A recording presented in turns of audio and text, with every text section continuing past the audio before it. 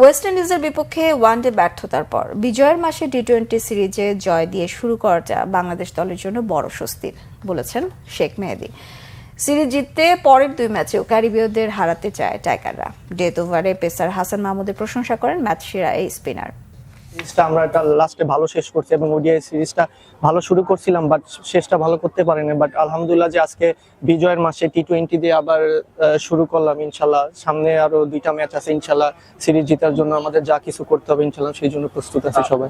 নতুন বলে তো আমি সবসময় বল করে থাকি, নর্মালি যেভাবে বল করি সে নিজের প্রসেসটাই ওইভাবে আগাইতেছিলাম এবং ওদের রাইট হ্যান্ডি ব্যাটসম্যান ছিল, বাট আমার প্ল্যানিং ছিল আমি ওদের আরামে যাতে মানে এই উইকেটে আরামে যাতে ইজি আমি ওদের কোনো শর্টস খেলতে না দিই, কারণ ওরা তো আসলে অনেক স্ট্রং। তো ওদের আছে গিয়ে এভাবে প্ল্যান করে বল। আমার মনে আছে আমি একটা আয়ারল্যান্ড সিরিজে হাসান ডেথ ওভারে একটা ম্যাচ জিতাইছিল, আমার ওই ফিলিংসটা আবার চলে আসতেছিল হাসান হয়তো বা পারবে।